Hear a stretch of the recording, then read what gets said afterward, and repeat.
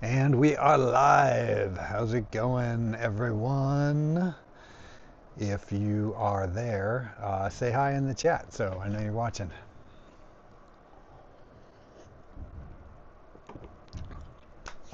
So you are watching Art Autopsy. This is a bi-weekly live streaming art show, and I encourage everyone watching at home to get out your art supplies and make some art right alongside me. I have to, while we're waiting for people to join, just gotta make some tweaks to the graphic here so we're not cutting off everyone's name. Alrighty. Yeah, alright. So, Jennifer and Sarah are watching. Hello to both of you. Thanks for watching. Thanks for tuning in. So, yeah, we're going to make some art tonight. I hope you guys are going to make some art with me. I want to start out, of course, just as always, by saying thank you to my awesome patrons Jennifer, Tango14, Travis, Anthony, Rachel, Derek, Sea of Dead Faces, Violet, Jill, Charlie, Misty, Donna, Necrotechnicon, Stormy Dragon, and Sarah. So two of you at least are watching right now because I see in the chat. So thank you guys so much. Really appreciate it.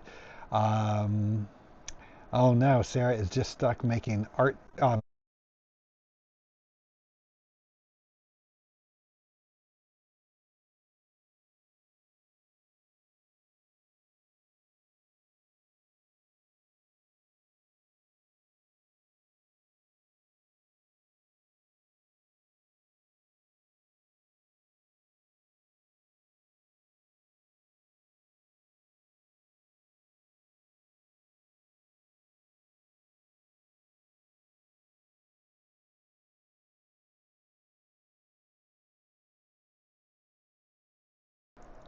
And with that in mind, we're going to start out by our viewer art. This time I only got one submission for this week. So this comes to us from Margaret Flint. And to be honest, I'm not sure which, she sent me these photos, which has a number of her pieces in it. I'm not sure which one she was working on during the last art autopsy, but they are very cool.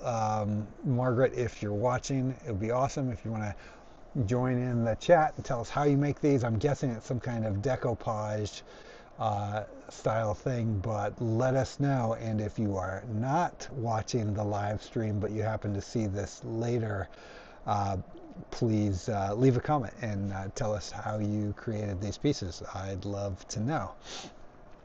So, thank you, Margaret. And if anyone is going to be creating art during tonight's live stream, join in the chat. Tell us what you're working on so that everyone can root you on. I highly recommend participating in the live stream throughout.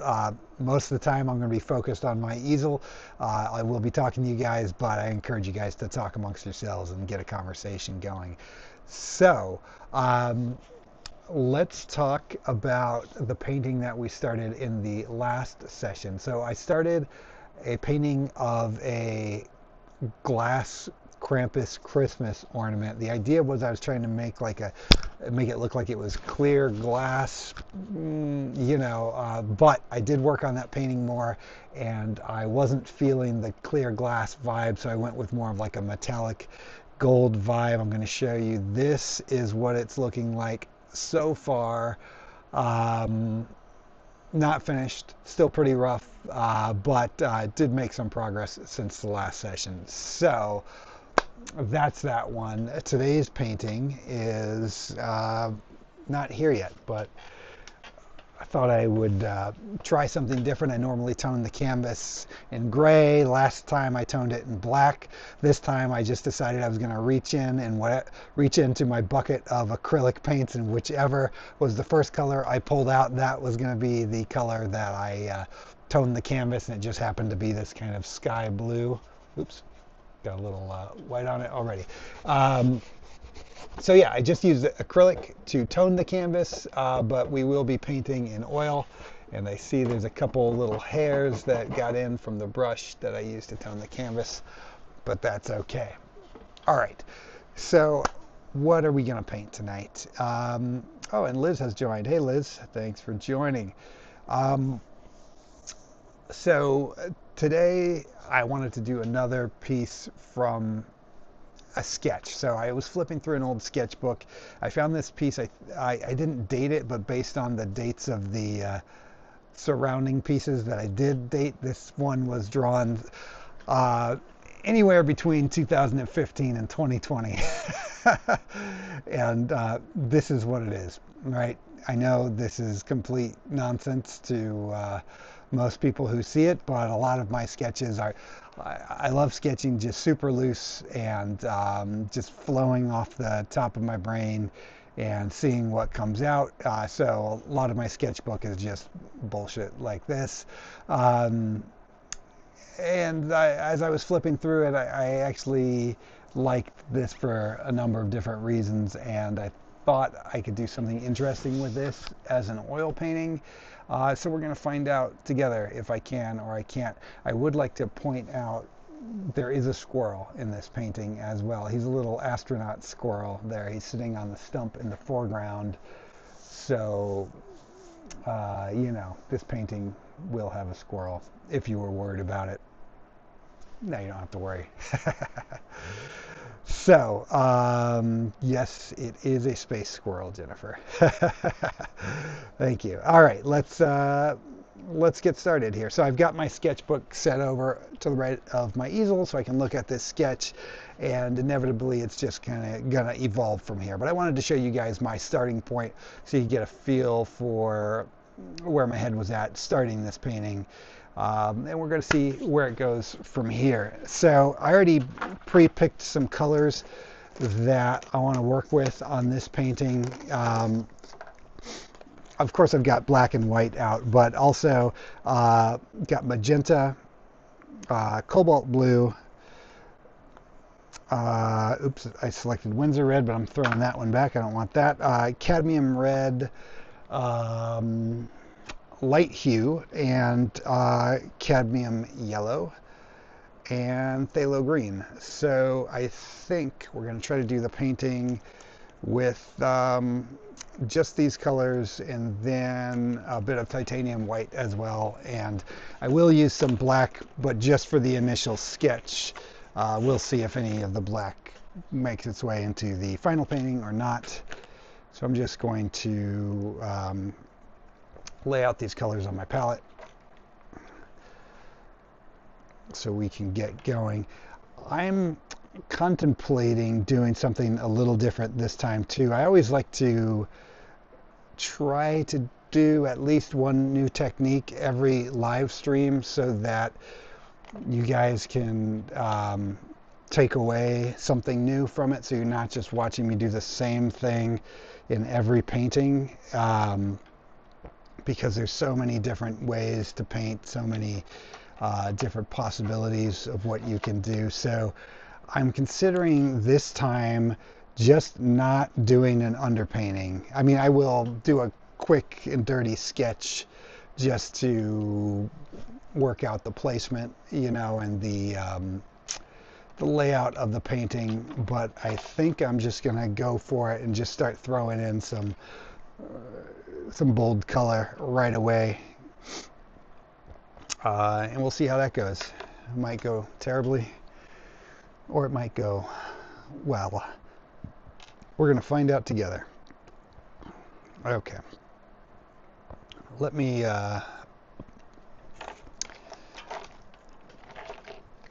I've got my palette taped to a table right here, but I'm gonna untape it real quick just so I can show you guys what we are working with.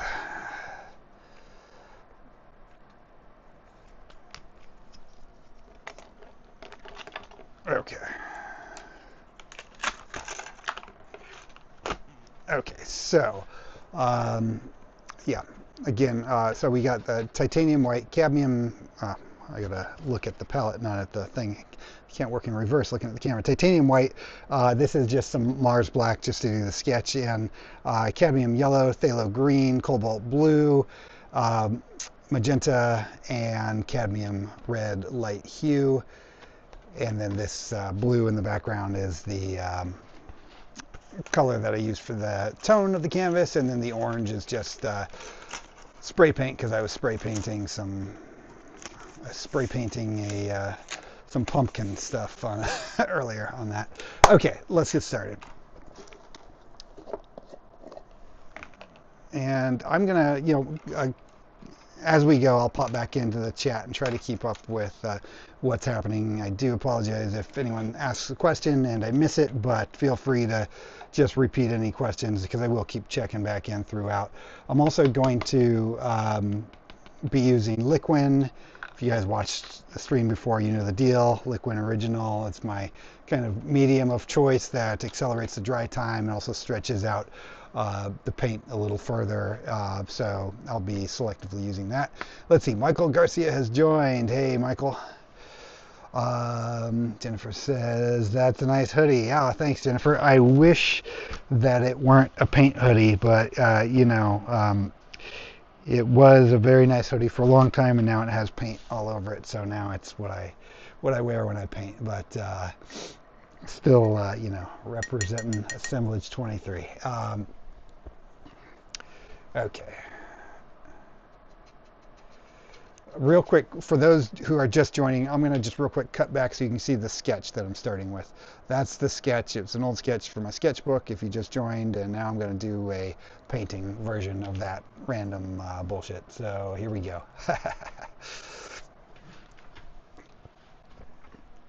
Okay.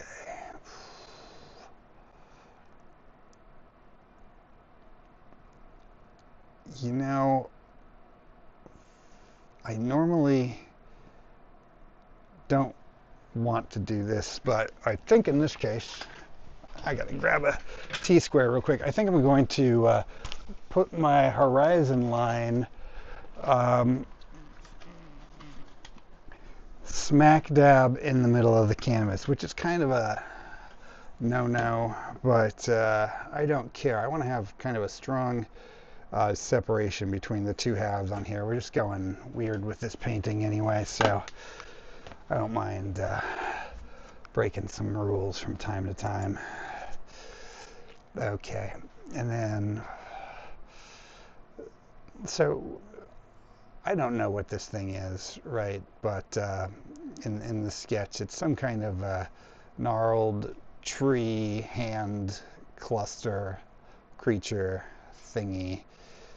And to be honest, the drawing confuses me as well visually, because it's a hand with well, it's not even a hand, it's a lot of fingers coiled together in a way that almost forms an optical illusion.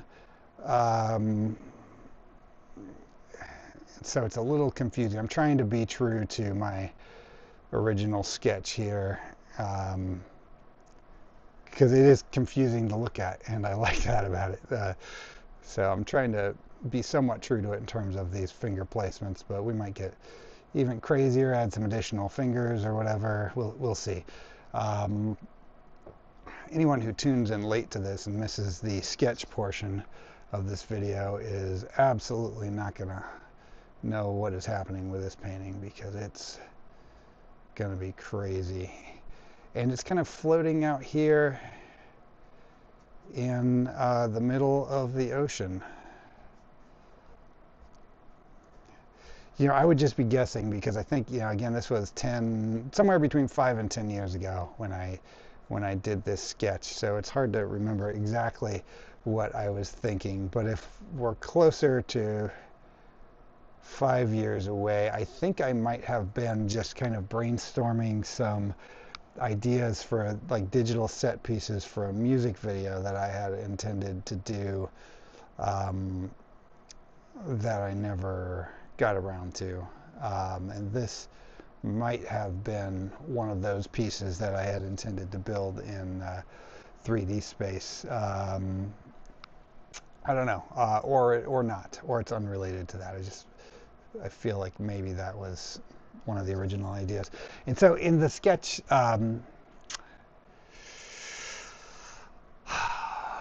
I've got like kind of these bone things coming up around here, and then the sides kind of go up in these like almost tree-like structures, But again, it's more optical illusion than it is something specific. But for the sake of making it a more interesting painting, I think I'm going to lean into having this be kind of more of like a tree type structure.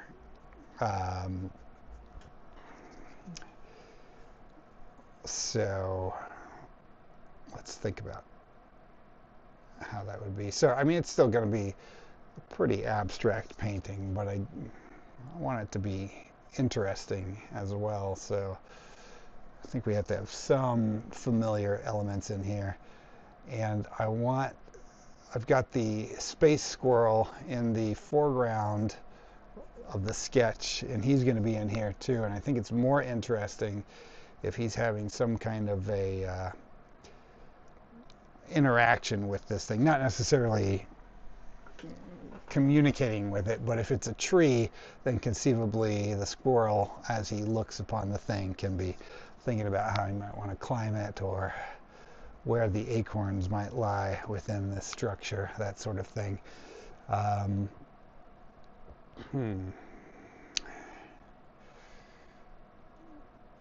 Yeah, we'll see. You and me, we are gonna discover it together, what this painting is going to be, because I don't exactly know. And there's a lot of just weird randomness happening in that sketch that, again, I don't remember where my head was at when I first drew it, but I'm going to try to stay true to it initially in this sketch phase, while also being open to making some changes along the way. Here's our sun, and I'm going to have this kind of crazy cloud pattern spiraling out from the sun. I just hinted at that in the sketch with just some lines, but I think that that lends itself to almost like a sunset, but rather than the sunset coming up from the horizon of the ocean, which is what this is going to be, where you would typically go from, warm and then into the magentas and then darken out to the blue. I'm going to think of this color as coming out, that progression of color as coming out, emanating from the sun itself and spanning out that way in a very unnatural way. And when you're painting, kind of this kind of fantasy, surrealistic art or whatever, you can really, you have all the leeway in the world to do whatever you want. It doesn't have to follow the laws of physics or nature. And then in my sketch too, I had like a sailboat coming in, floating in the middle of the sky. But since I'm making this an ocean anyway, I'm actually just going to pop this sailboat right about here. And it's going to be maybe at a weird angle because I want it to be. No reason.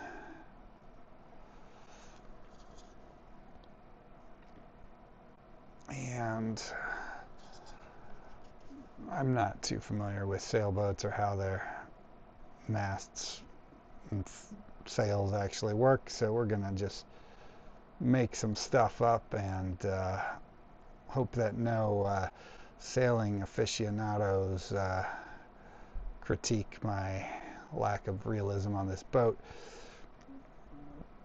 And I'm just roughing in. We're going to have the little reflection of the boat underneath it right here. And then also this tree is going to reflect down in the water as well. And then the squirrel's going to live on this stump. And I kind of want it looking, if these fingers on this tree are the eye, this is kind of where I want the squirrel's head, so that he's looking at that. And he just has kind of this classic 60s fishbowl sci-fi helmet on right here with a little antenna on top. And I'm just roughing in a little squirrel body here. We'll refine this better as we go. Let's give him a big tail. He's going to be kicking it on a tree stump, just like in the original illustration.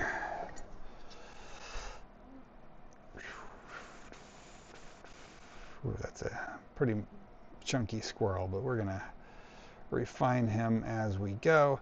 And then, because the stump isn't floating in the middle of the water, he's going to be landlocked here, pining away for this weird tree thing that is out to sea. So I'm just going to draw in little shorelines here, you know. That's going to be all land. Yeah. All right. That's the basic shape of things. Pretty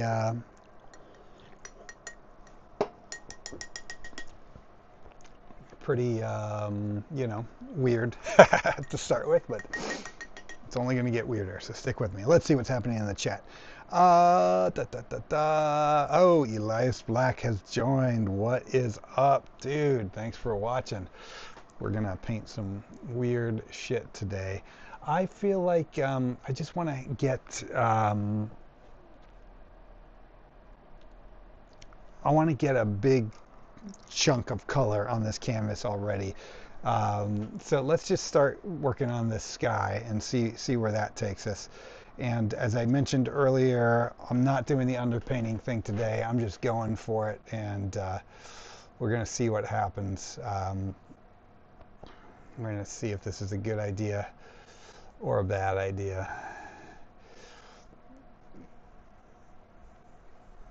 Either option is a distinct possibility.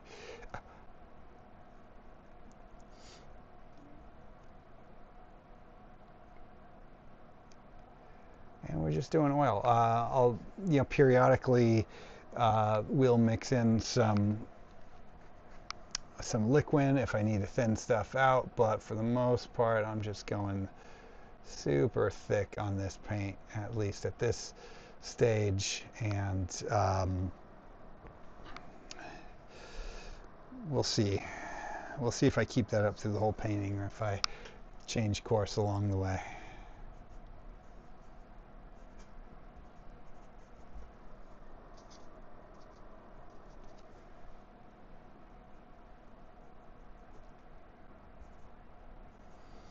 Yeah, I'm not gonna be too precious about that jacked up sailboat right now. I'm just want to get in this sky, and I'll probably end up redrawing him. So I'm just gonna cover right over the top there, and I'm just chunking in some color right now.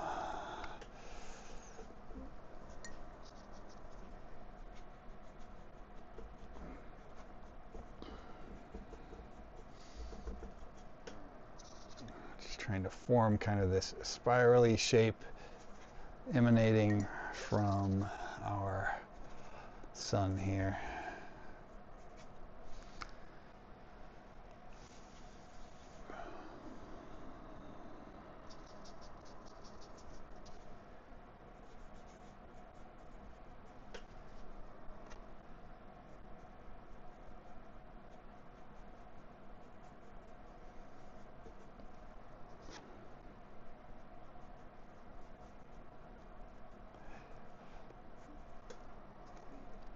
So you guys know I normally do underpaintings, and so this is kind of a break from the norm of what you guys have, of how you guys have seen me paint before.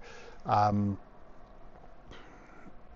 I think that's one of the fun parts about painting too, is like, you know, if you feel like you get in a rut doing the same thing over and over again, you can change it up at any time, try out new techniques. I mean, this is not a new technique to me, but it's been a while since I've just laid paint in heavy like this. Yeah, the downside to painting like this is my canvas is going to get super saturated super fast. So I don't know how far I can get in terms of the detail and stuff on this piece in by painting like this, because the paint is so thick it is not going to dry very quickly at all, and it is oil. So once we hit canvas saturation, we'll have to jump ship. So and so we'll see how it goes. We're kind of playing it by ear. But if I finish, if I get to the point where I can't paint anymore on this, and it's still early in the night and we want to keep going, then I've got plenty of unfinished paintings that we can always jump over to work a bit on those if we want to keep going. We'll see. Keeping the night loose in terms of plans.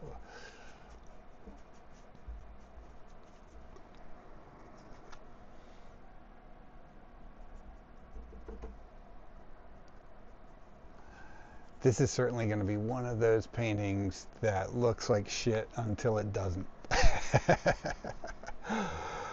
My favorite kind.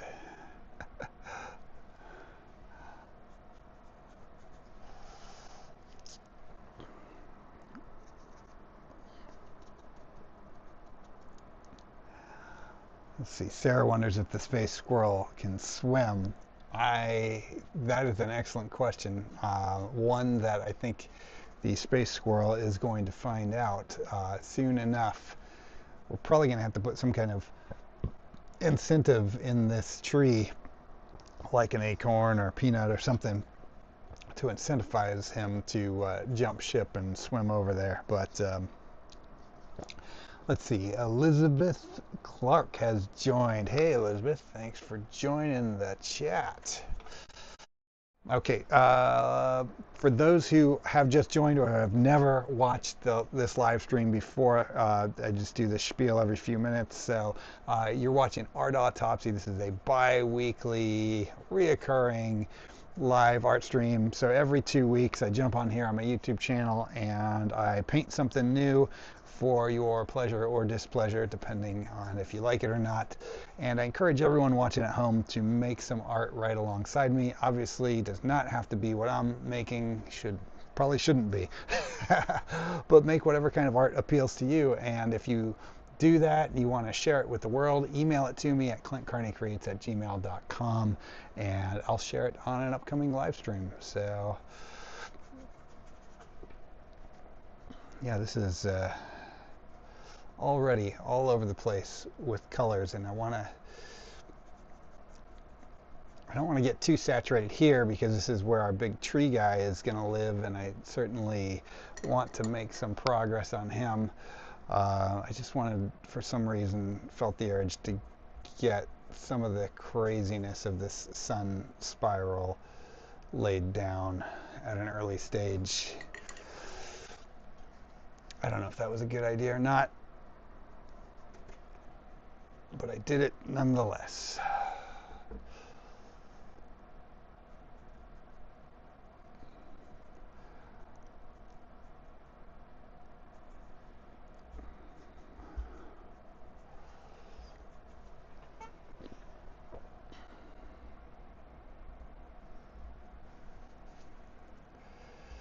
And I'll just blend in some of these colors together a bit. I keep a rag in my hand and just kind of wipe off the paint from the brush as I go. If you don't do that and you're trying to do like these kind of blends between these different colors, you're going to end up just making all of the colors on your canvas brown because everything's going to blend together. So I still want some separation in there. This weird Easter egg of a sky. I promise I know what I want out of this sky, and just believe me when I say it's a multi-step process to get there. So even though this is looking pretty garbagey right now, you know, trust the process, and I know where it's going.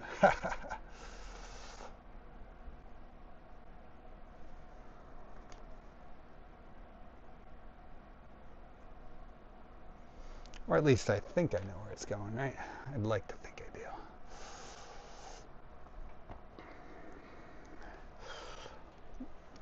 do. Okay. That's enough on the sky for right now. We're going to come back to that in a bit. Let's start working on, I guess, this thing's face, for lack of a better thing to call it. Not quite a face, but it does have a mouth, at least.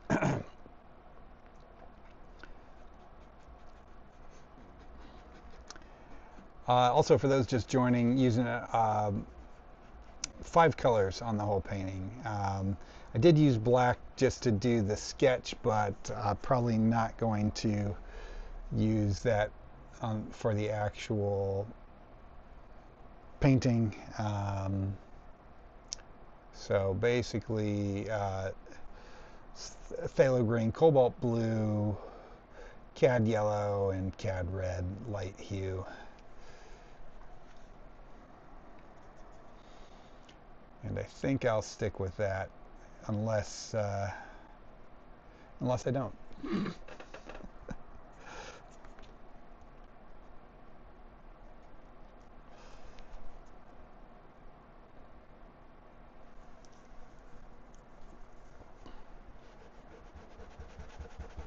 And I put a little too much black on there. I don't want that blending with my paint, so I'm just knocking some of that off.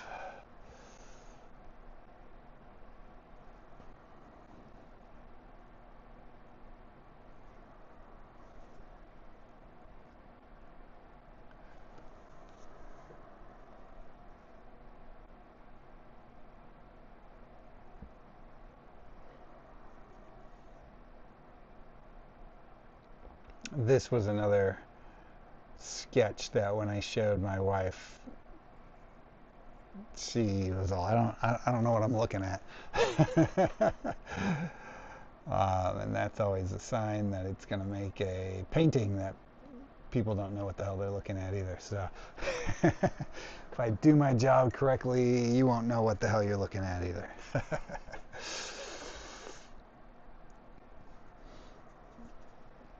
No, something about the sketch though just appealed to me on some level.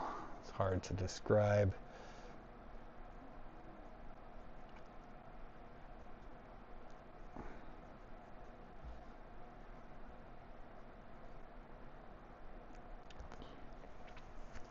You know, I lied. I am going to bring some black back in. Why not? I just don't feel like mixing my own black right now. We'll see if this makes it into the final piece or if it gets covered up. This whole like multi-finger thing is, again, I'm just guessing because it's been a while since I sketched it, but I'm guessing somewhere in there is an homage to the amazing Polish painter Beksinski, because he did a lot of amazing work with kind of multi-fingered hands crossing over each other or whatever. And that's, I would guess when I sketched this, I was probably looking at a bunch of his work and kind of drew some kind of inspiration from there. I don't think the final piece is going to look like a Beksinski piece, but I do want to acknowledge that this whole weird cluster of fingers is probably pulled from my subconscious due to the influence of Beksinski, or Beksinski, I think is how it's pronounced. I always say it the wrong way. I don't know. It's spelled very confusingly, but he's an amazing artist. Was an amazing artist. I wish he were still around creating today, but unfortunately he ain't with us anymore. But go check out his work if you like weird shit like I do.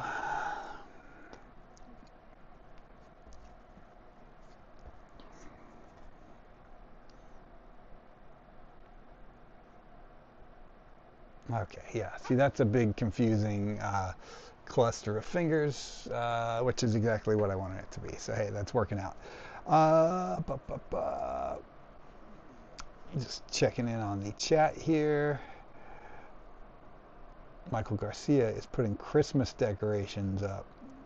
All right, nice. Now setting my Krampus bell I made. Excellent. He says, call it Nightmare Tree. Liz says, looking like Van Gogh.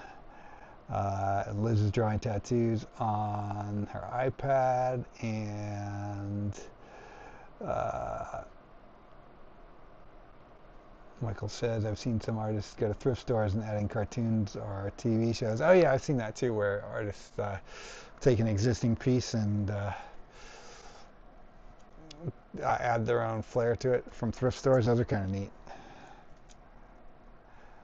I would always feel bad. I've never done that myself. I like watching videos other people make of them doing it, but for me, I would feel bad about altering someone else's painting, even though clearly if the painting has made its way to a thrift store, the original artist is likely not around anymore or wouldn't even know. But I don't know.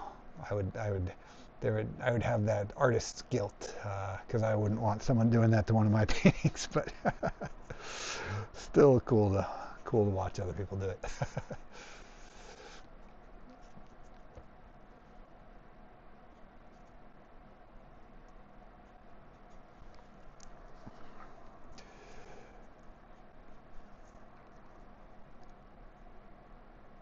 And again, just kind of laying in these colors real thick right now, not going for a crazy amount of detail in here yet. The detail stage of this is going to come not today, because this is, I'm just chunking in big patches of paint. And it's going to be very difficult to get detail in on this because the paint I'm laying in is so thick right now. So, but I think it'll be interesting, at least by the end of today's session. It'll be something to look at.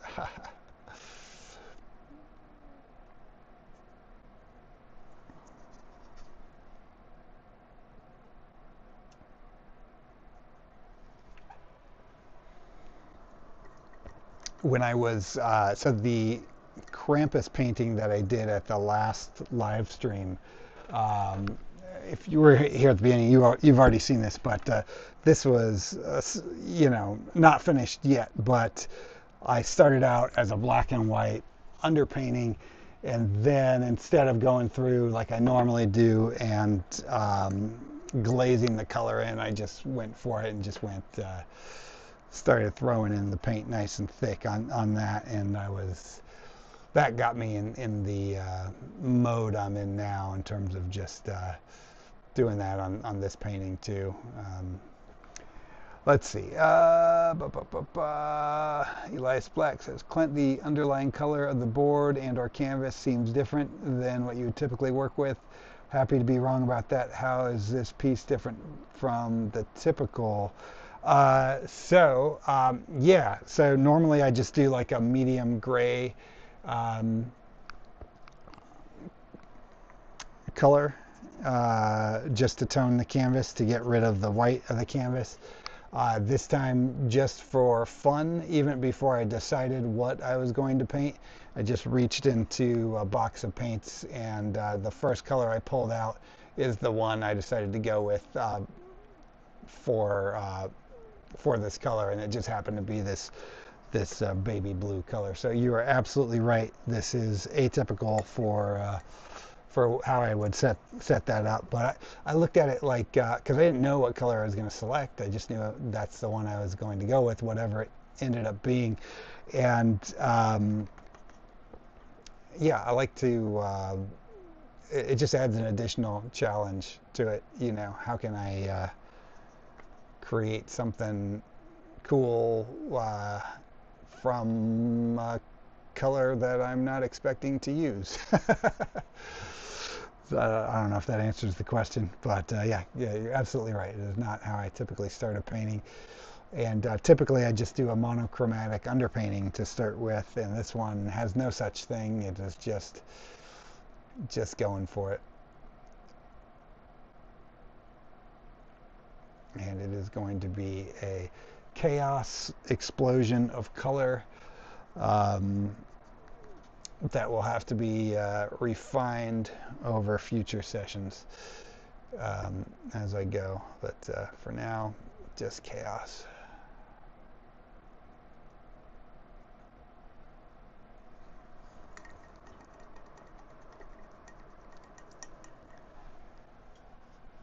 For those of you who don't know Elias Black, he's an awesome musician and a good friend of mine, and you should go listen to his stuff on any streaming service. Also, I directed 2 music videos for him too, so check those out. If you look on my channel here on the old YouTubes, I've got a playlist set up of music videos that I've directed, and you'll find a couple Elias Black videos right in there for your viewing and listening enjoyment.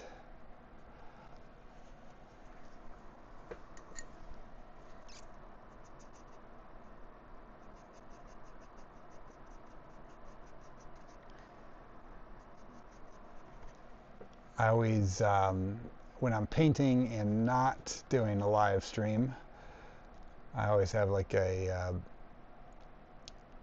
VHS movie going on. So this week, as I paint, I'm doing a Star Trek marathon because I'm a nerd. I'm doing starting with Star Trek the Motion Picture and just doing 1 through 5 because that's the VHS box set that I have. So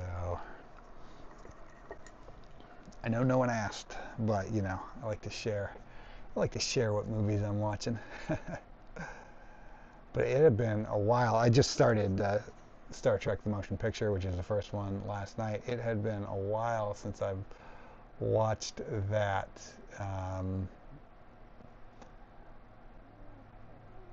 And I was kind of surprised. The quality wasn't what I remembered it being. It's still fun. I still like it, but it's just kind of pretty lo-fi when compared to something like Star Wars or whatever, in terms of just the effects and everything. But better production value than the original TV show. So I'm just kind of having fun and going all over the place with the color on these fingers. I have no specific strategy other than I want kind of on this tree the colors to be unpredictable and feel like they're working with the sunset, but also kind of have their own thing. I am terrible at explaining my thought process when doing this sort of thing, but you'll find out as I go. It's going to work or not.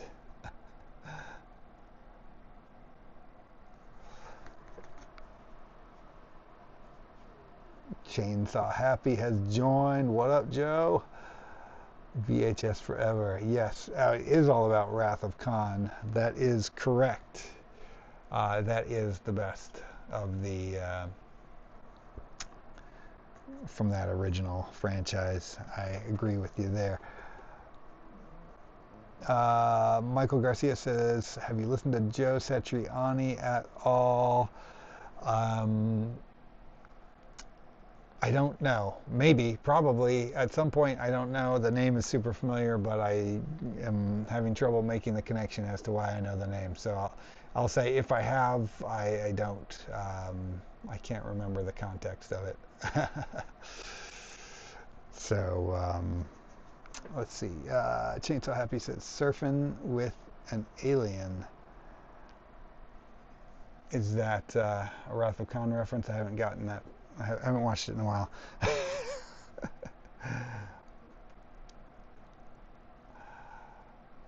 Okay. Ba, ba, ba, ba.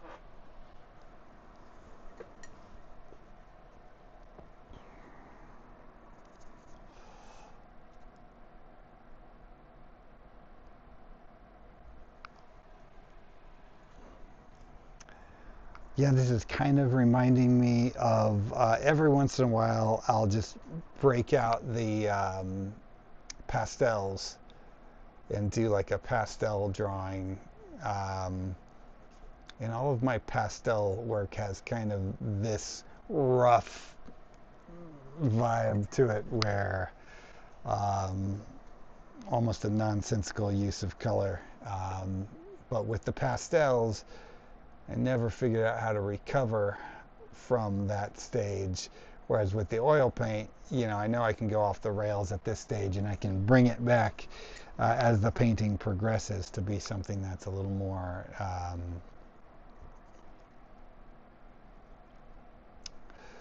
uh, cohesive or pleasing to look at. That's probably too strong of a term. I don't know that this painting is going to be pleasing to look at for anyone but me.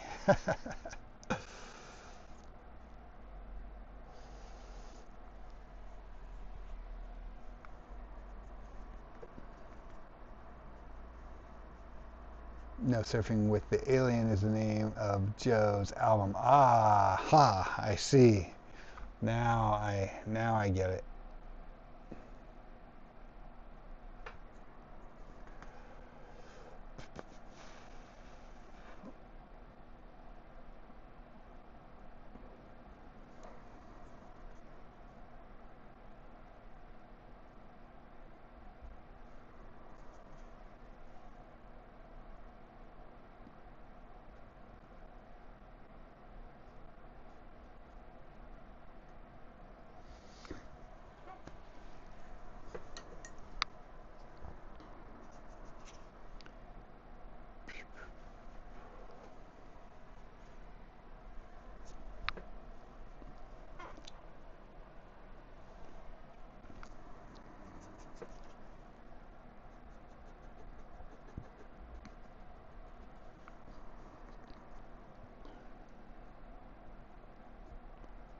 Hope you guys had a good Thanksgiving. I went out to my mother-in-law and sister-in-law's place in Arizona, Prescott, or Prescott as the locals call it, and that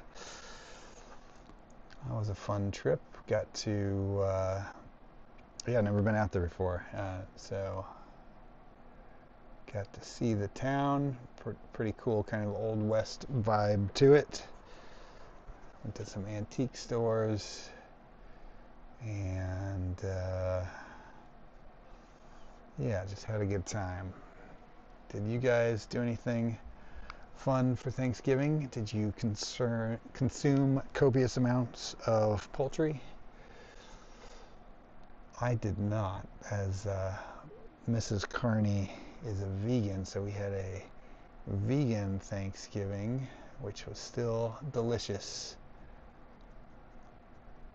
Oh, you know what? I misspoke, actually. My mother-in-law made a turkey loaf, so I had that. So it wasn't a vegan Thanksgiving for me. I lied.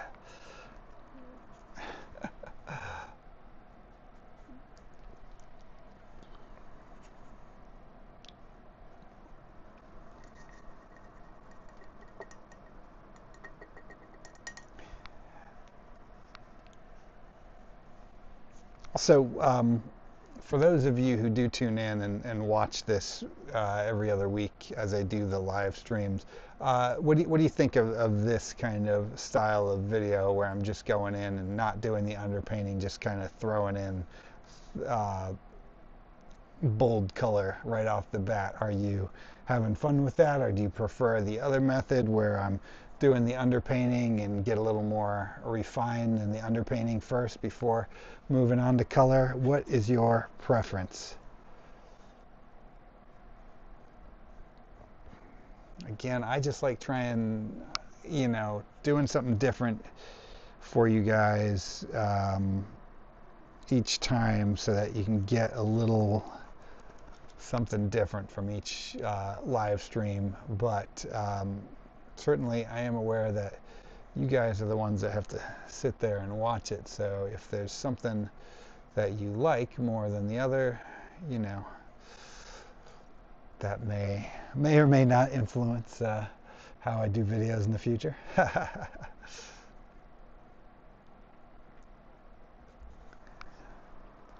And for those of you just tuning in, you're watching Art Autopsy. It is a reoccurring bi-weekly live stream. I'm your host, Clint Carney. I'm a professional artist. I work a lot in the film and television industry.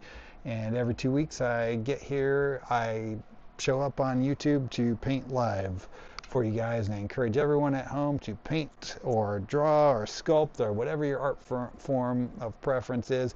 Just make some art with me, and if you make something that you want to show off, email it to me at clintcarneycreates@gmail.com, and I will share it on an upcoming live stream so that my audience can become your audience and everyone can enjoy your work.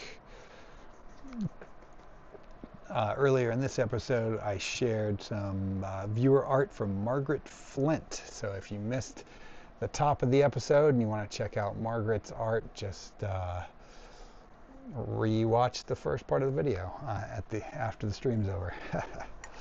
She did pretty cool, what I believe is decoupage work, although I didn't have a conversation with her about it, but I'm guessing it was decoupage work. But pretty cool stuff.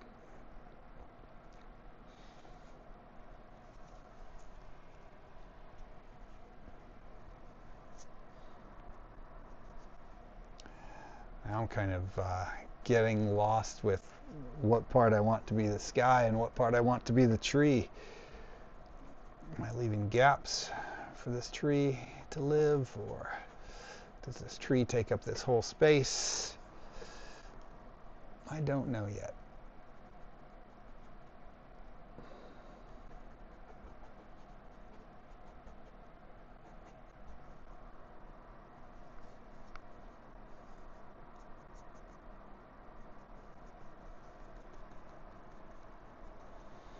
Let's see.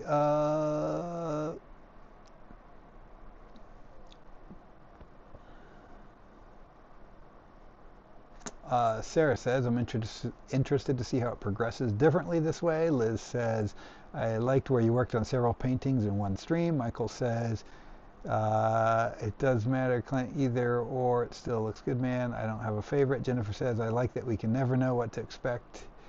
Michael says, does not matter, I mean. Right on. Well, thank you all. Thank you all for playing along. Da, da, da. Then I will just keep doing random shit. I've learned no lessons.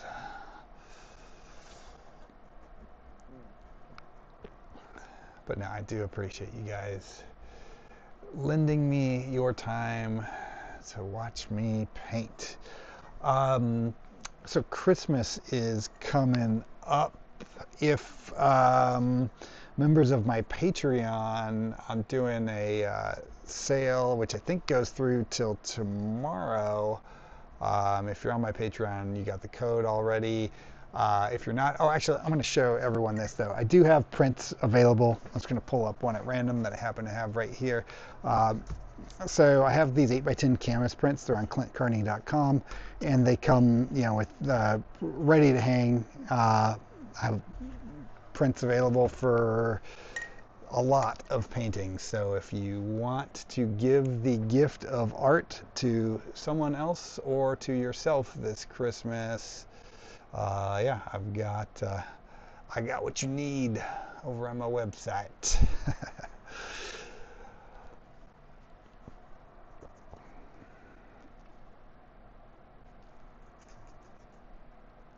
And my birthday is actually coming up this weekend. I am going to finally turn 21. I'll finally be able to drink. Now I am turning 47, inching closer and closer to the big 5-0. Time marches on.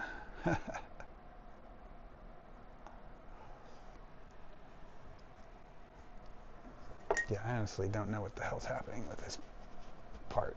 I'm just gonna, that's gonna have to be fixed later. I'm gonna go in, I think, on this tree and just go in with a black and give it some bold lines right now, just so I'll remember when I come back to it, kind of what I intended, because this shape is getting kind of lost in the weeds here. So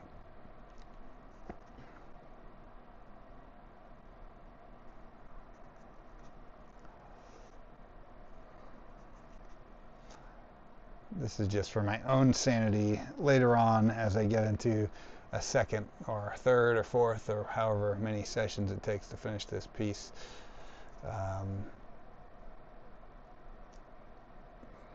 Just want to remember what I intended. Not that I rigidly adhere to the original intent of a painting often, but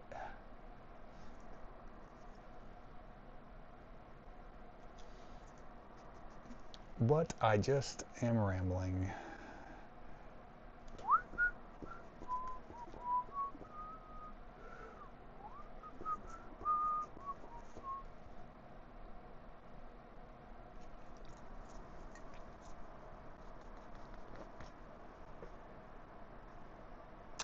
Jennifer said she tried the code and it doesn't seem to be working. I will double check that for you then, Jennifer, and thank you. I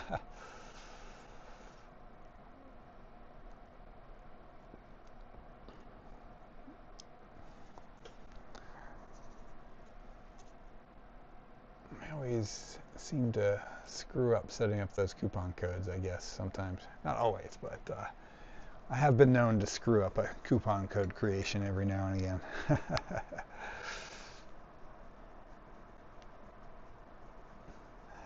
Michael says, I say this to every don't look at your birthday of getting old. Think of it as your day to shine. Well, thanks, buddy. Yeah, no, I don't care about getting old, man. It's part of the process. It's going to happen whether I like it or not. So might as well just roll with it.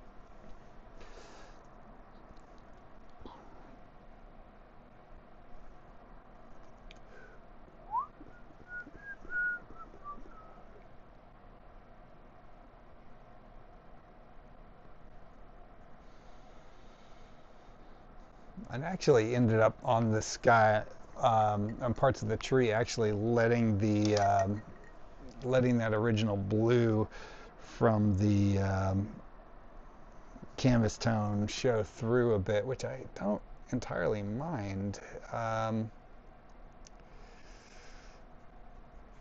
We'll see if any of it makes it into the final piece or not, but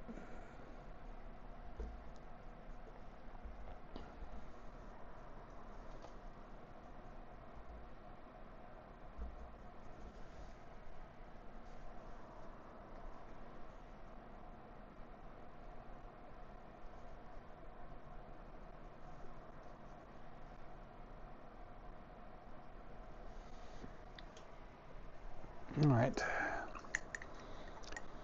The craziness continues.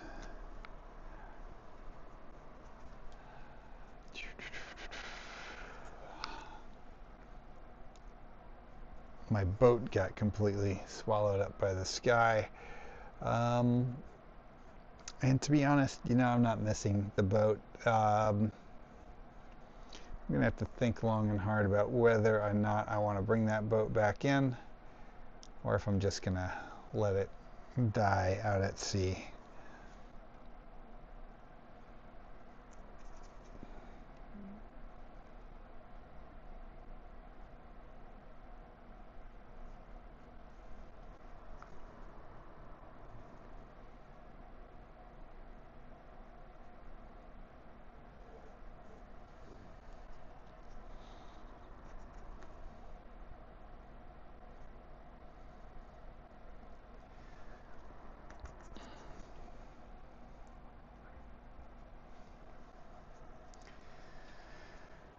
Okay, Yeah, I'm going to ignore that boat for now. I can add a boat at any time, right?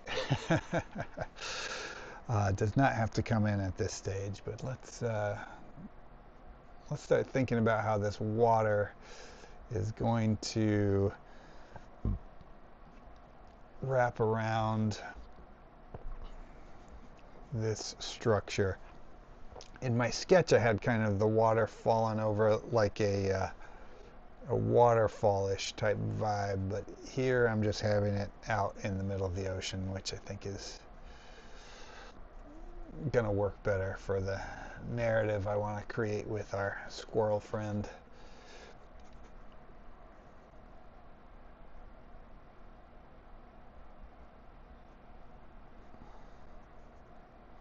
And again, just chunking in color, making bold moves for now, which will be refined later on. Not today.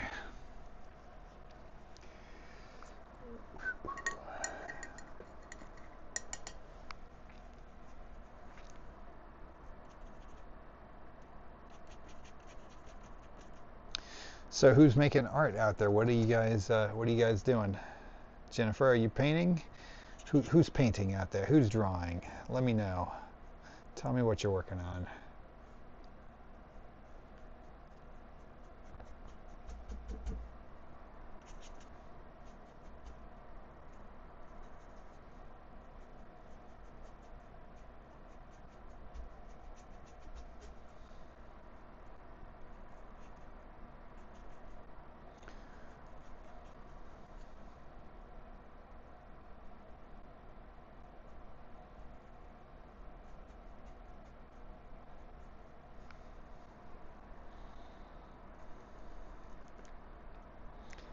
And I'm just slopping some phthalo green and magenta together to kind of get just like a darker color here for just a hint of the reflection of this thing in the water.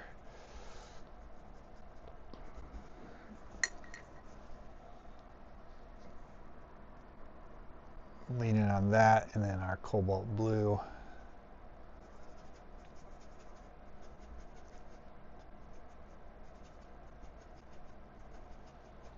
Yeah, I'm ditching that boat. Sorry for those who are hoping to see me paint a poor excuse for a schooner, but I'm not going to do it.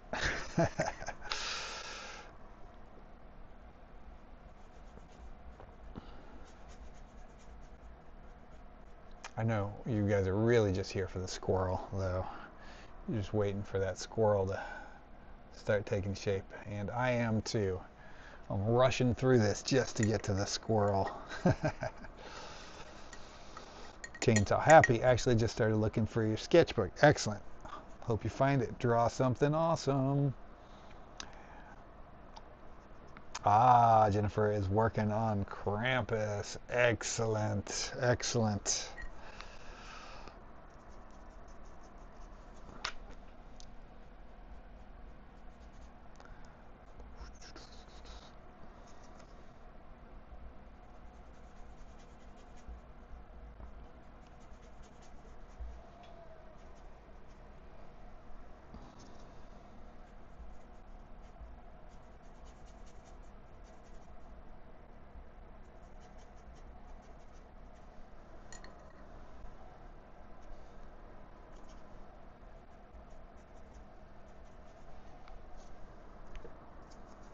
Gotta make sure I leave room for my squirrel here.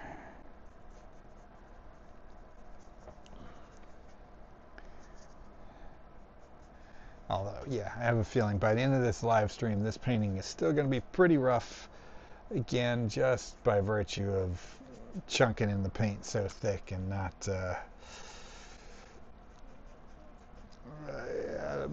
not leaving myself room for it to dry here. So sooner than I would like, I'm going to hit canvas saturation, and we just have to move on to something else after this one needs to dry, but that's okay. I got a whole stack of unfinished paintings. Maybe we can take a look at some of those after this one and see if there's one that grabs you guys that you'd like to see me work on.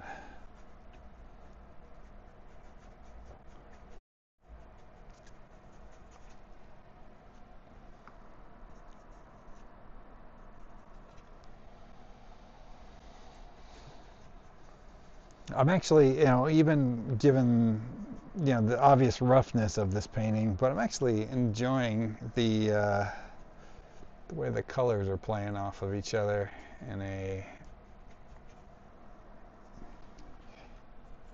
weird kind of way.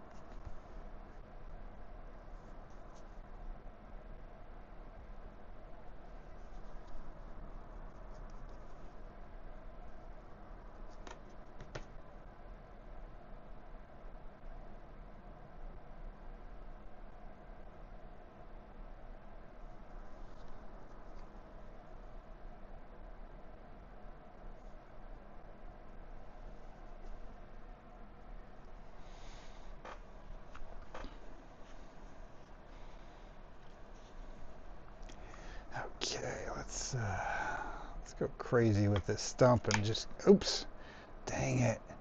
I just dropped my brush right into the middle of the palette and got every paint imaginable all over it.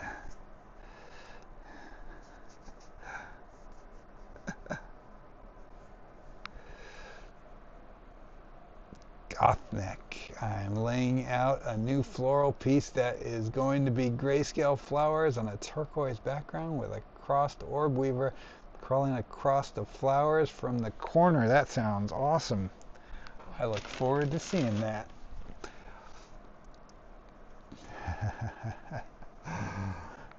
Chainsaw happy. A schooner is a sailboat. Stupid head. It's funny because the moment I said schooner, that is exactly what popped into my head, by the way. So glad we're on the same wavelength there.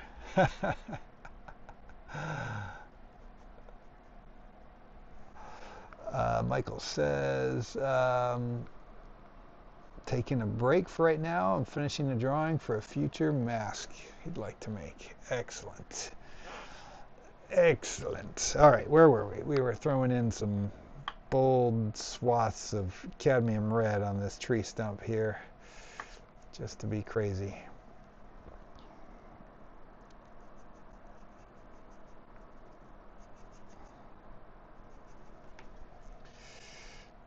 And we're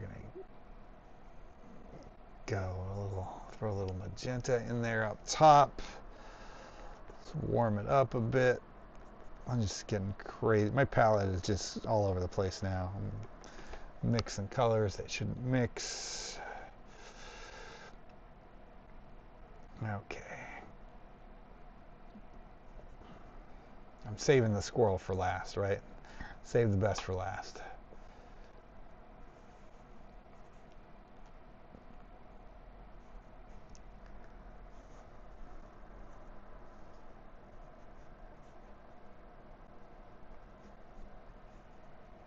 And I am just going bold and loose as hell on the shoreline here.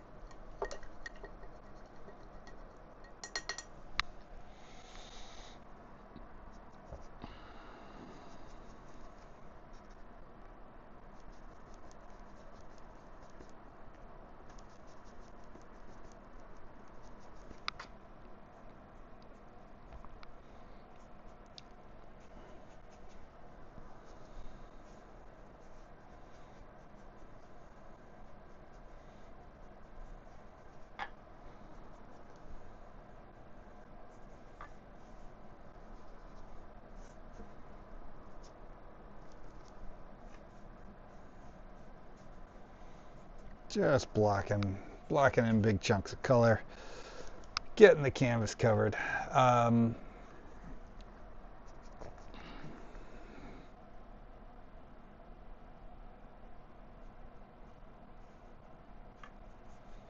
But lots of detail to come on future sessions.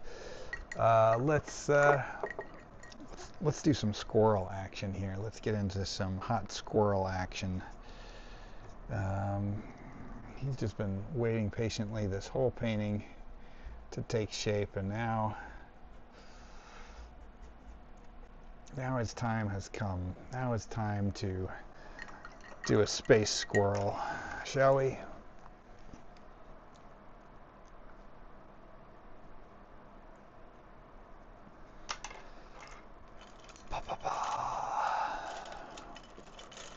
Going through my selection of brushes over here, finding a good squirrel brush. There we go.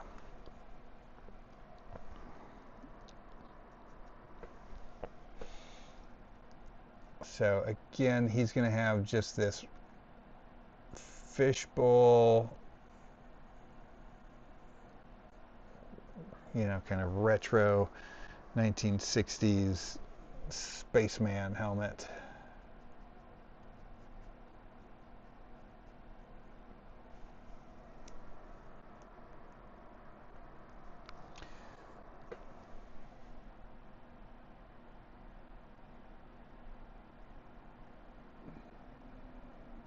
With a little antenna up top.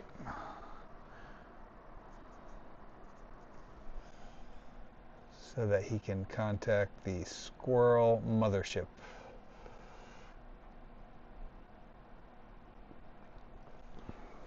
Okay.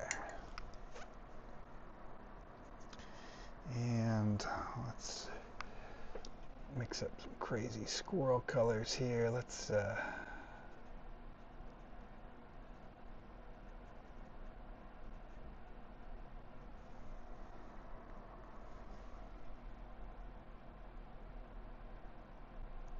so his back is to us, if that isn't evident. Just chunking this in super rough. So, but I wanted to keep the bold colors going throughout our squirrel here. It would be kind of out of place in this painting if I just made him brown, you know what I mean? So we're going just bold cadmium red with these cad yellow stripes.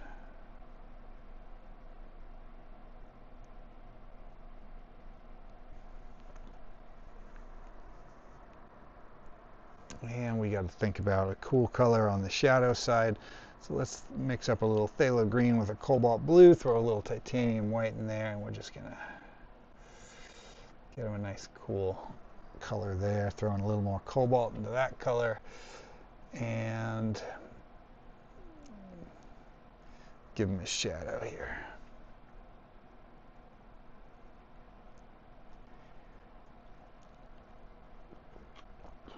Okay, well that painting, this canvas is completely drenched in paint. I can't really do anything else with it at this point.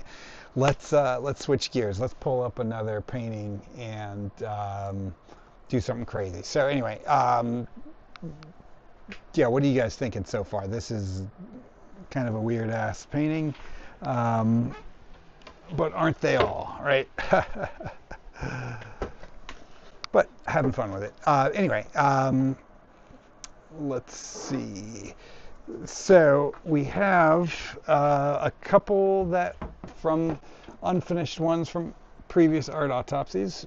Oops, this is really locked onto my easel there. Oh, geez. There we go. Okay. We've got the good old skull and the pumpkin, which we hadn't finished before. That guy is still available to work on. We've got this crazy beast here, which still has a lot of work to go. Yeah, I'm kind of feeling this one. I think I'm gonna work a little bit more on this guy. What do you think? What do you think? Okay, I'll tell you what though, I'm going to take a little break. Just give me 5 minutes and I'll be right back, and we will pick it up with this weird ass painting shortly.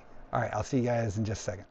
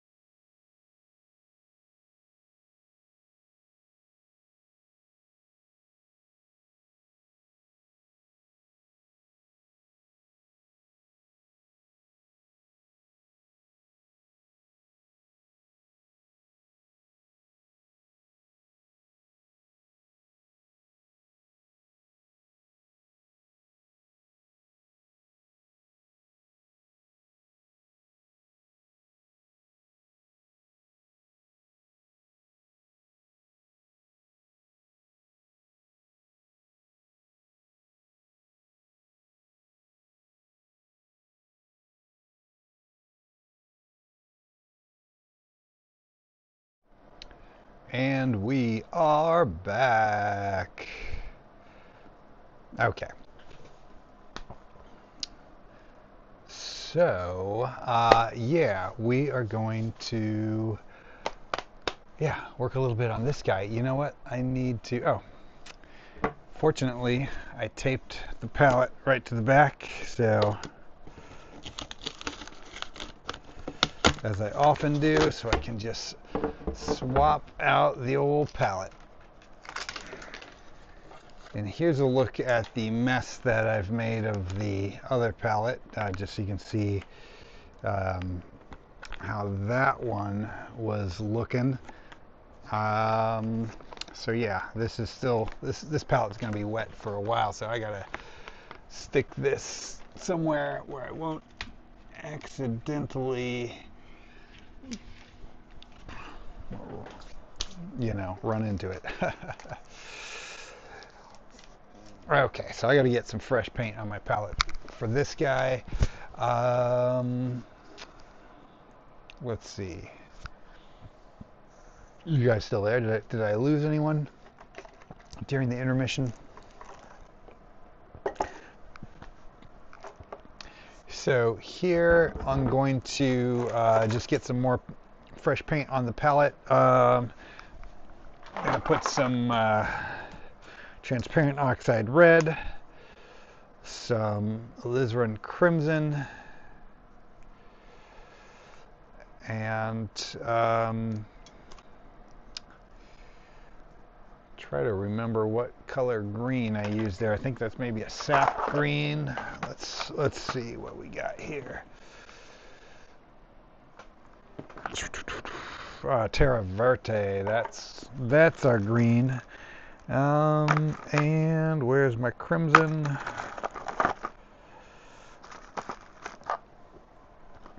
So many paints everywhere.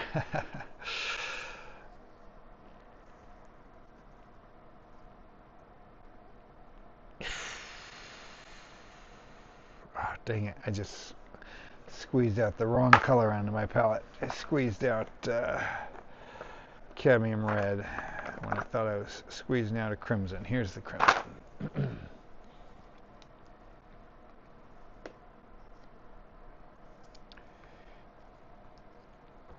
And for those of you who didn't watch, oh, let's see. Hey, Jennifer is still here.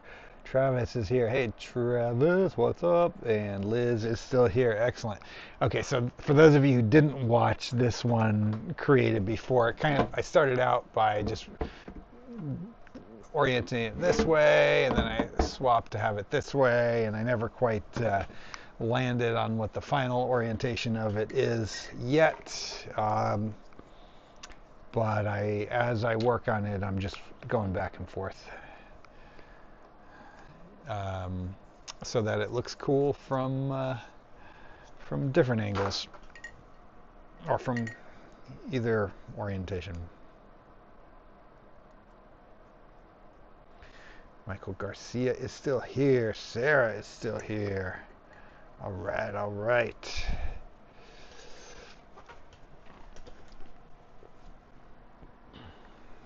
And I'm going to throw in a little bit of cadmium yellow on my palette too. Haven't brought that into this painting yet, but might as well.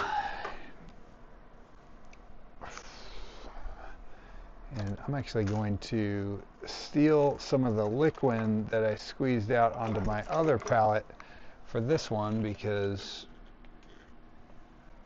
I don't want to waste it. All right, so I'm just going to dive in on this mouth and just start getting some a little more detail in on the mouth.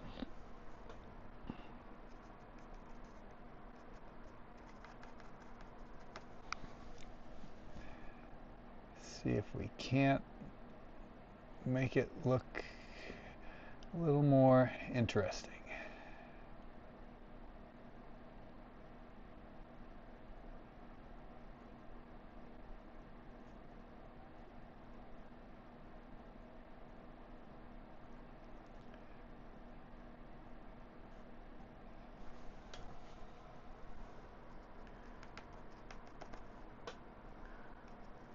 You know, I'm going to bring the camera closer so that you guys can see a little bit of this detail work up close. Just got to move my other painting out of the way since it's still pretty wet. But yeah, let's see. Well, that's not pointed at anything. Let's see, there we go.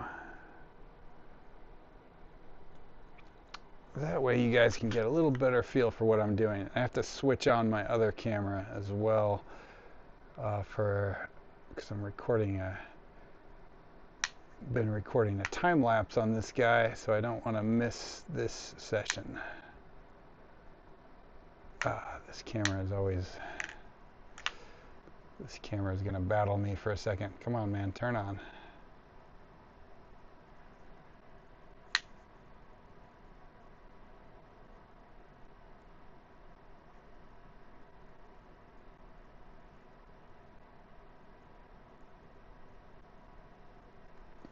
All right, there we go. Now we got the cameras up and rolling.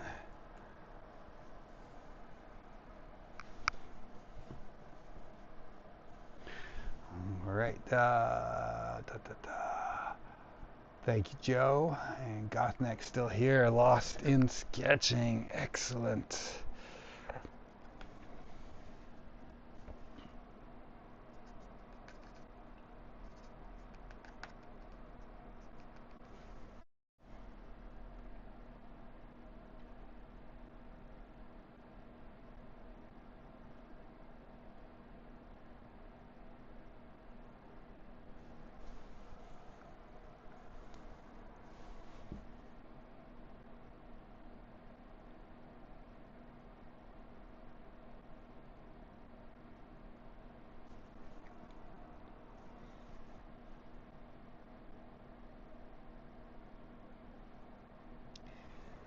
And yeah, I'm just adding a little bit of some details into the mouth here. This painting's kind of all over the place in terms of like the level at which different areas are finished. Some have more finishing touches than others. I mean, none of it is finished yet anyway, but sometimes I will try to get every part of the painting at essentially the same stage of completion. That's usually how I work, and then other times like this I'll just get hung up on one particular stage of the paint, one particular section, and kind of work that a little closer to completion, and then go back and work on the other stuff. So this is turning into one of those kind of paintings where I'm finishing some areas before the rest is even to a middle stage. But that's okay. What matters is the final product.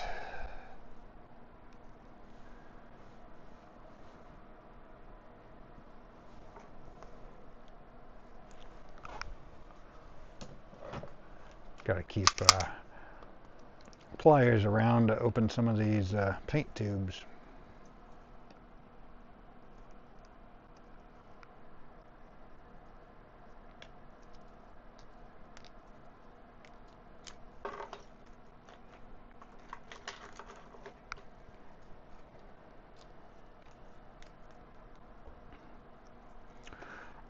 And I want to show you something. This will be a good way to showcase kind of the glazing process, right? So this is all dry already on here, but I want it to be more vibrant in terms of the crimson color within the mouth. So what I'm going to do is just take alizarin crimson by itself and mix it in with liquid, so I get a nice kind of thin coat of the crimson that's going to allow everything else there to kind of shine through, and I just glaze it right over the top there, and you can see I'm still retaining all that detail underneath, but this is just an additional layer that goes on top and just helps that red feel that much more rich.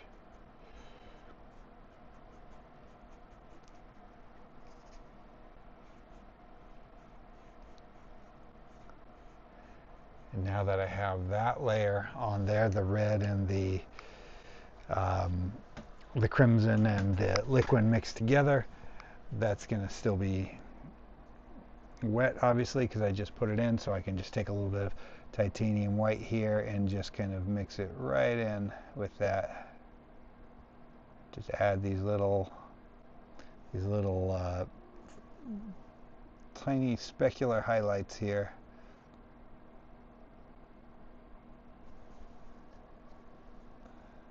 To make it look nice and wet.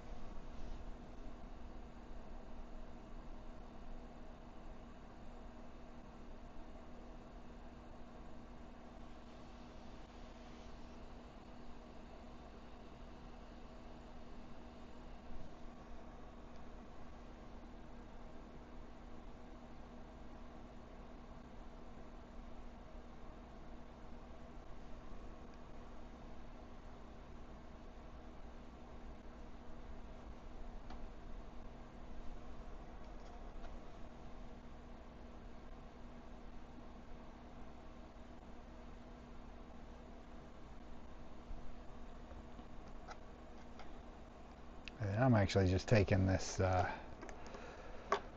ivory black and just using that to really sink these deep parts. Yeah, just really give it some depth there.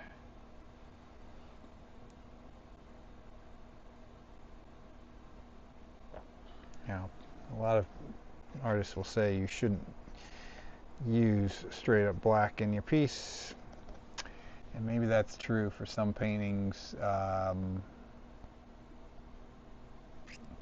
but I think it also works really well in other kinds, so in other paintings.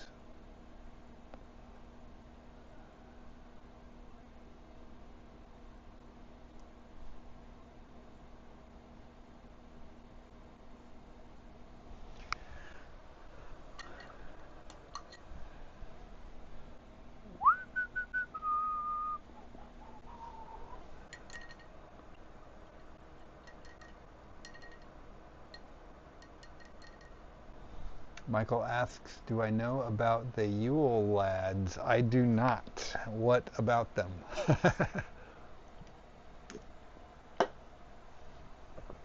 Enlighten me.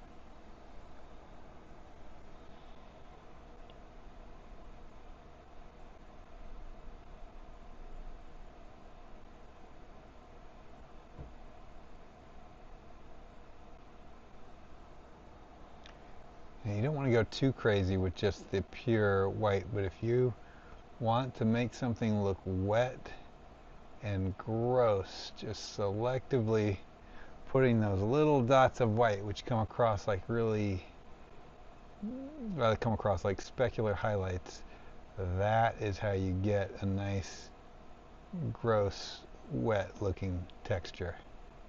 So I'm going to selectively be adding those in on certain parts of the painting. Like his nostrils right there.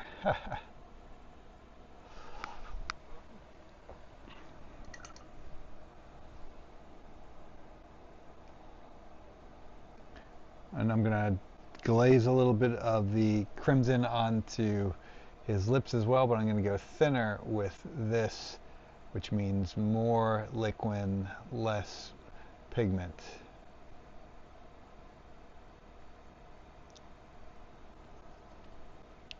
As compared to the mixture that I used on the tongue.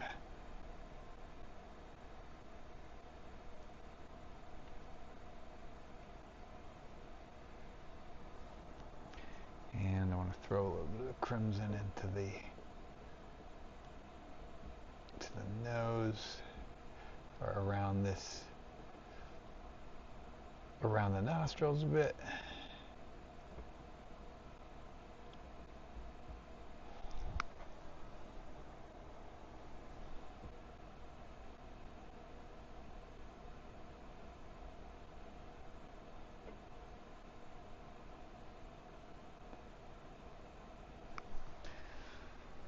Okay, already feeling better about that mouth. And I think you can tell even on the screen, just how much that mouth is popping compared to the rest of the painting, just getting in, just enhancing the colors that much. You can see that's really standing out as a nice focal point in the painting already. Okay, so while we're on a mouth kick, let's work on this guy's mouth next.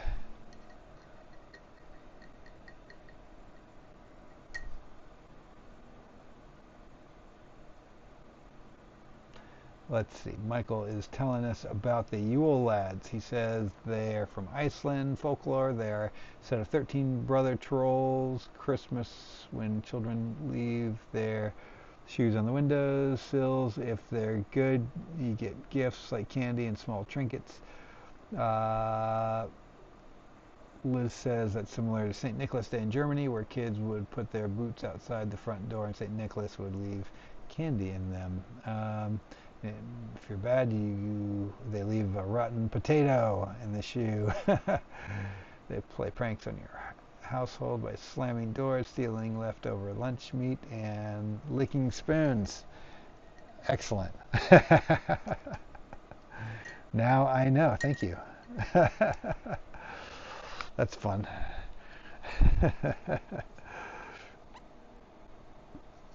Okay. So I'm going to do a similar thing on this one. Glaze in the crimson on his tongue.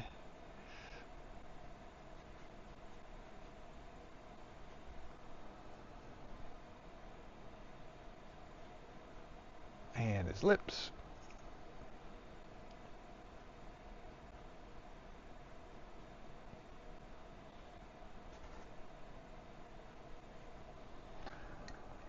And I'm going to reinforce the shadows and the black in a sec, but I want to give a little bit of love to his teeth first.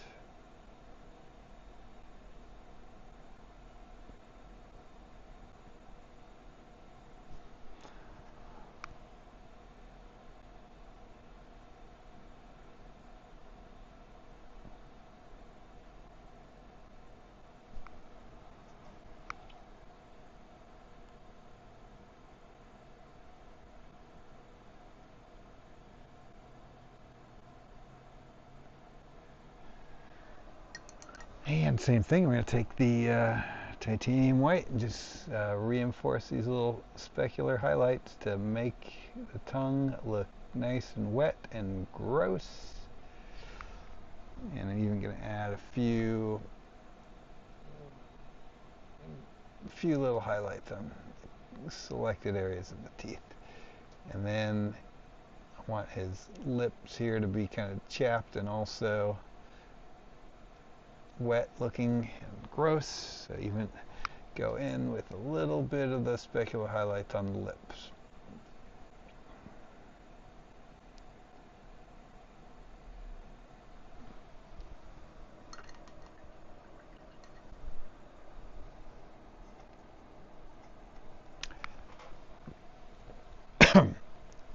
Pardon me. And then taking some of that what do you call it, the ivory black, and then just deepen in these shadows in this mouth as well.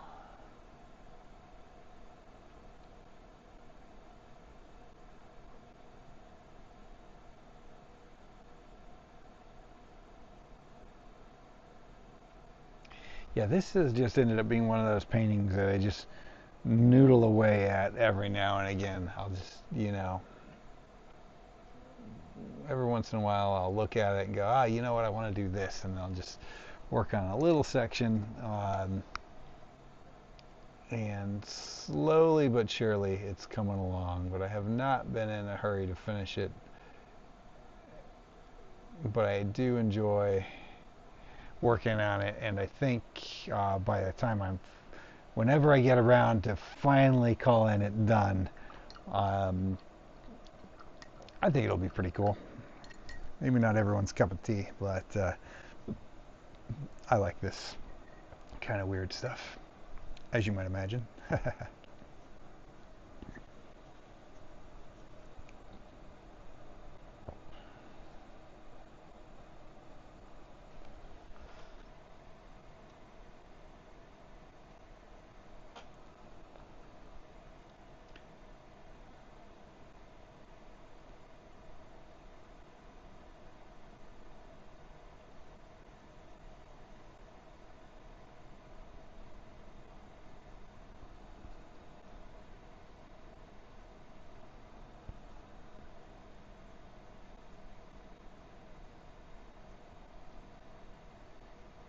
I don't know what's happening over here. It's kind of like this part of the skin started being melty, and then it just took on a life of its own in terms of this shape.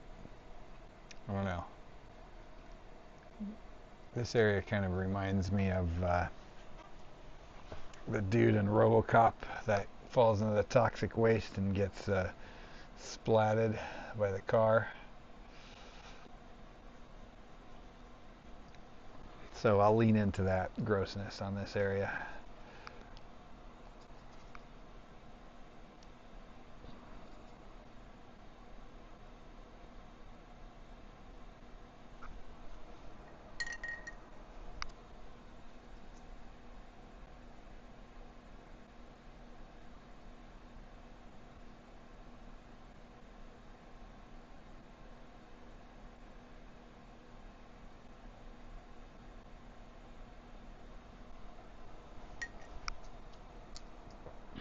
And again, just throw in some selected bold bits of white, and suddenly everything looks wet.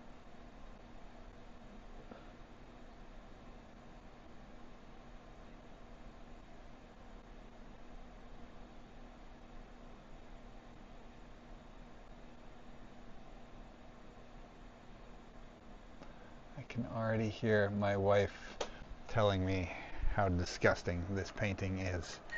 Mark my words, she will say that. she'll say, that's disgusting. Which doesn't mean she doesn't like it. It just means that she thinks it's disgusting.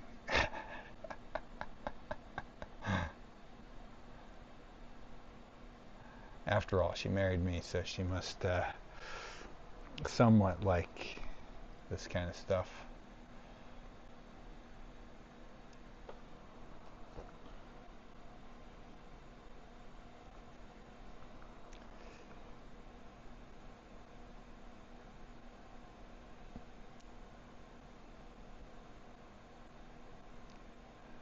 And I think I want to get a little blue onto my palette as well. Let's see. We're going to go with cerulean blue. And I'm just going to kind of selectively punch this into certain areas subtly.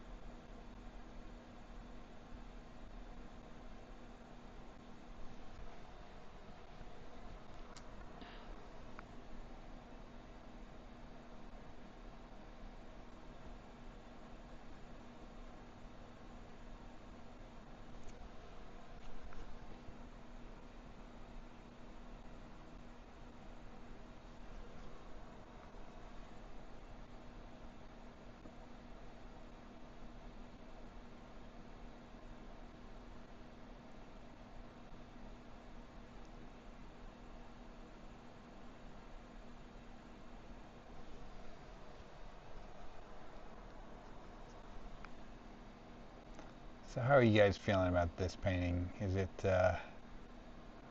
too weird for you? Too gross for you? Right on target? What do you think?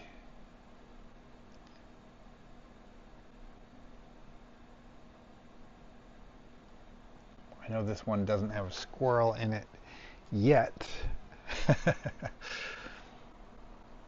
Though there's always the possibility that a squirrel may join the lineup at some point in time. We just never know. But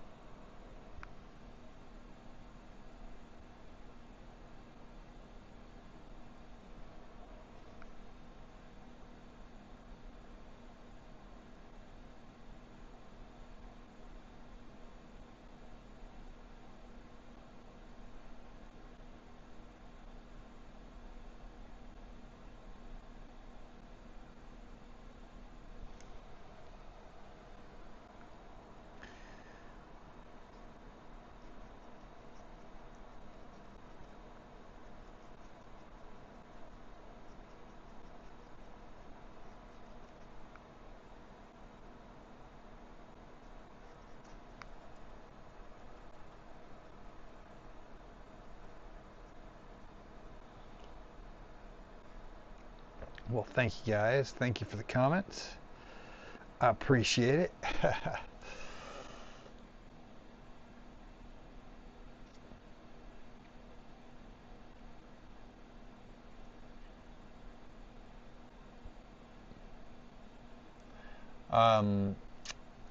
If you want to stay up to date with all of my upcoming streams and all that, and you don't want to miss one, make sure you subscribe to my channel here. Also, I have a Patreon. It's patreon.com/Clint Carney. I think if you go to clintcarney.com, you can follow the links. And I also have a free tier on there. So if you don't want to subscribe and pay money, I know not everyone can nowadays, totally fine. But if you sign up for the free one, you'll still get notifications about my live streams and other live in-person events and all sorts of stuff like that. So I highly recommend signing up over there. It's one of the easiest ways to keep track of all the random things that I'm doing.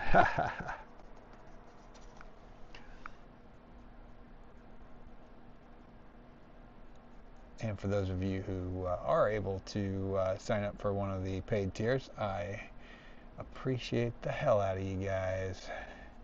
Keeps me doing this kind of stuff.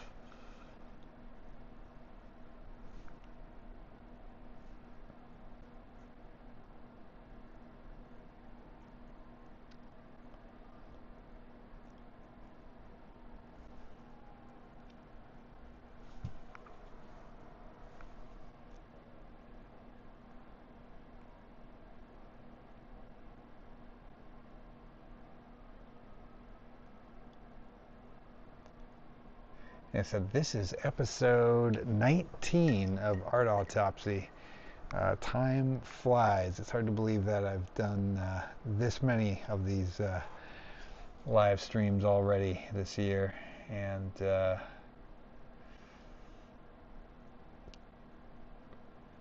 I've produced a lot of paintings that I've really ended up enjoying that I wouldn't have done otherwise if not for the live stream. So it's been a fun thing for me to do this year, and I'm grateful for those of you that tune in and watch week after week, or even if you just pop in and watch one every now and again.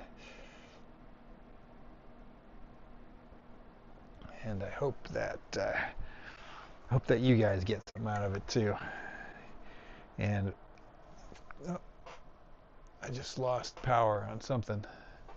I think my heater in my garage just blew out a breaker or something.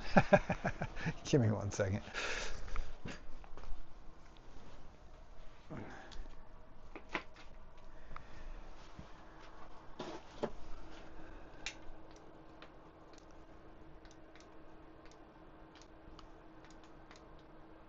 Okay, well,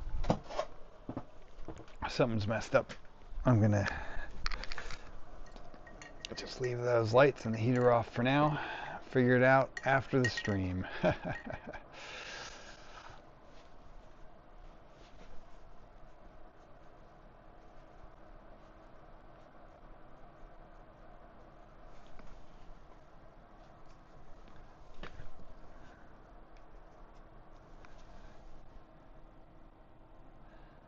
Anyway, as I was saying, of course, you know, if you ever have any suggestions for how I can make the streams cooler, you know, a more fun experience for you guys, I always love to hear what you have to say.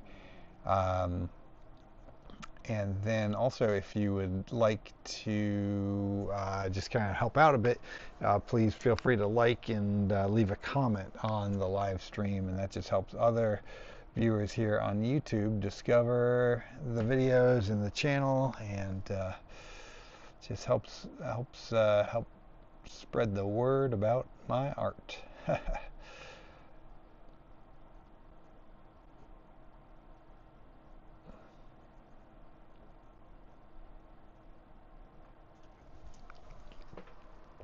Yeah, just going for some kind of weird texture here.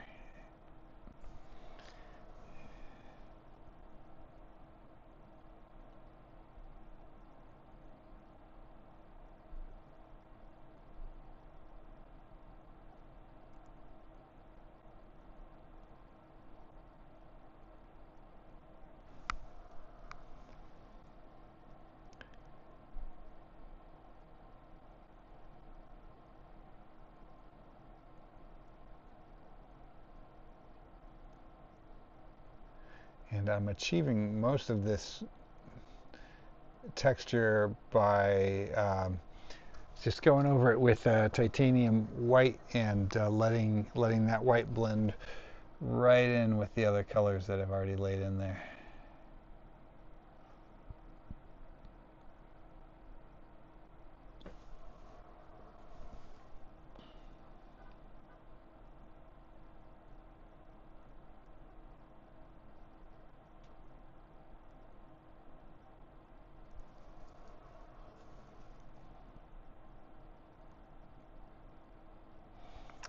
And it is already getting cold in the garage, and the heater just now went out.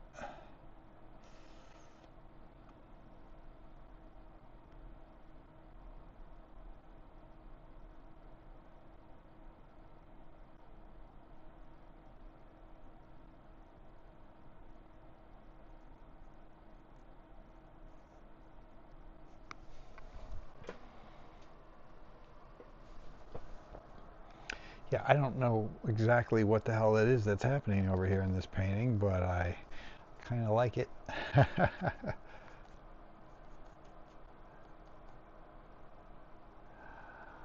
Michael says it looks like old school Japanese horror art. Oh, thank you. I'll take it. Life's Black, looking forward to the next one, man. Cheers. Thanks, man. Thanks for watching. Appreciate you. We'll have to catch up soon, buddy.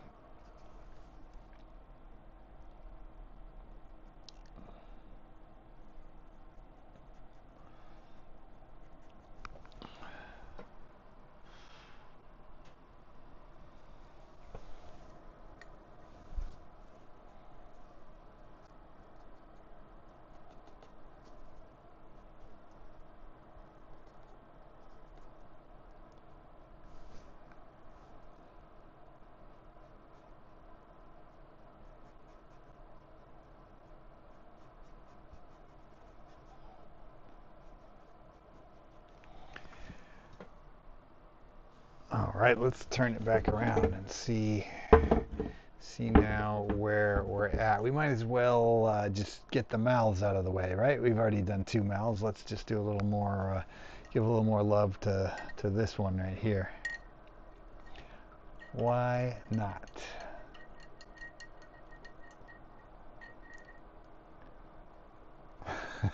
Brian says the stream is going to end like The Shining. Yeah, I'm just going to be frozen with ice particles stuck to my face. Thanks, man. Thanks, Joe, for the offer. I have another space heater. I don't think the problem's with my heater. I think I got too much stuff plugged into that outlet, and I think it just popped a breaker on half of my garage. So I think the heater's actually working still. I just gotta go outside and flip the breaker switch after the stream. I appreciate the offer, though.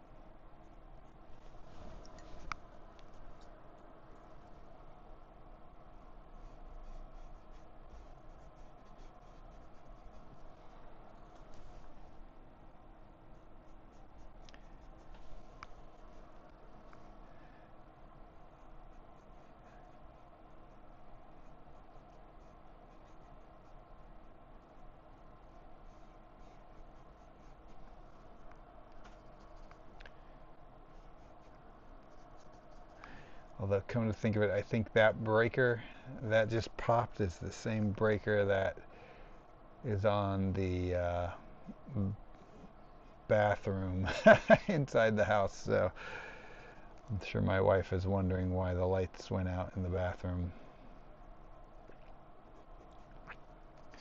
So maybe I should fix it sooner than later.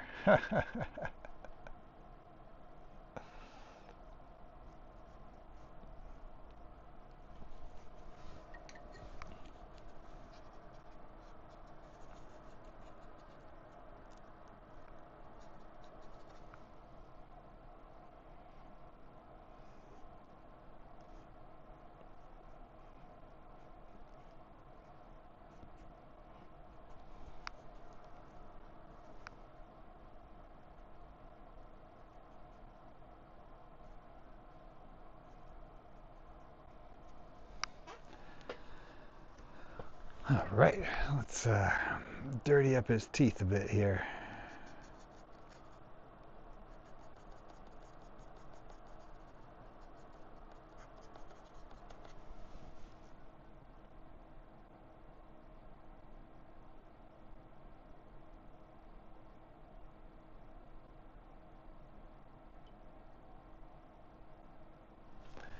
He has not brushed his teeth in a long time.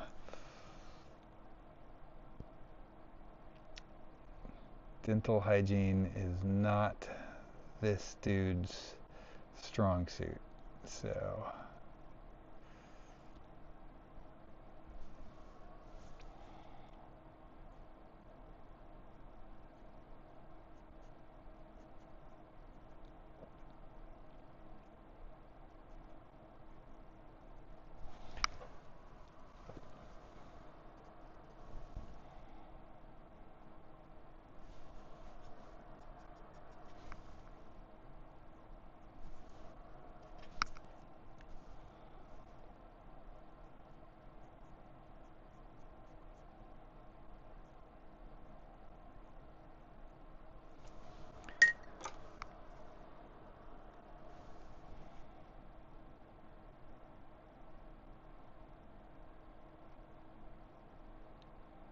and once again, just in the interest of making everything look wet and gnarly, more specular highlights.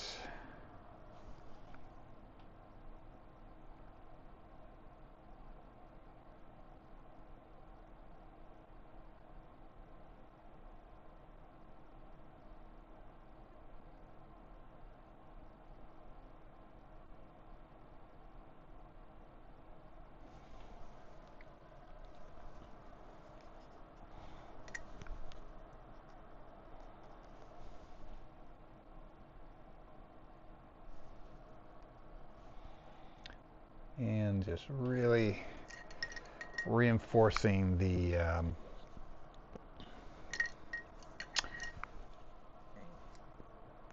void in the mouth with some additional just pure ivory black here.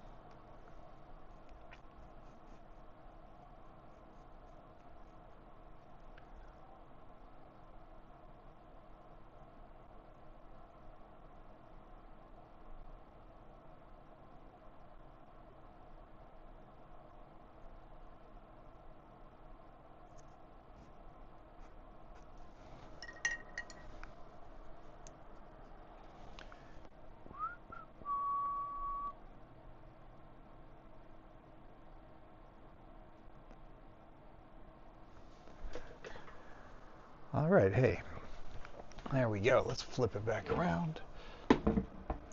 See how we're feeling. Yeah, feeling good about it. It's getting better every time I work on it. On this one, I like it a little bit more each time. But yeah, I think we're going to call it a day in just a sec. I'm going to grab the first painting we worked on just so we can take a look and recap what we did today.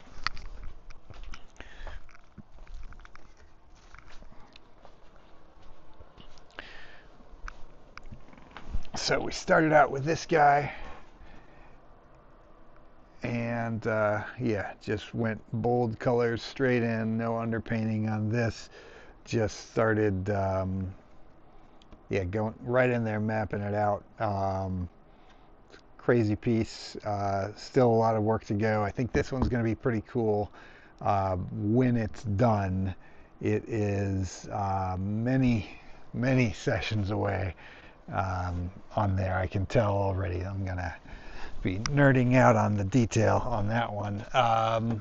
Yeah, so made some good progress on that one. Made some good progress on this guy. And yeah, once again, I just keep building up the stack of paintings that I need to finish, but that's quite all right. That's the fun of it. There's always a painting to go back to and work on. So I think I'm going to call it a night. Thank you guys so much for tuning in. Appreciate you guys. Please like the video, leave a comment if you enjoyed it. And yeah, I'll see you in 2 weeks. The next one's going to be, what is 2 weeks from today, is December 18th, and we're going to start a new painting then as well. So stop back in on December 18th. Make sure you're following me on Instagram and where, you know, whatever, all the usual suspects if you want to see the time lapses of how all these come together, all that stuff. And that's it. Hope you guys have a great night, and I will see you next time. Thanks so much.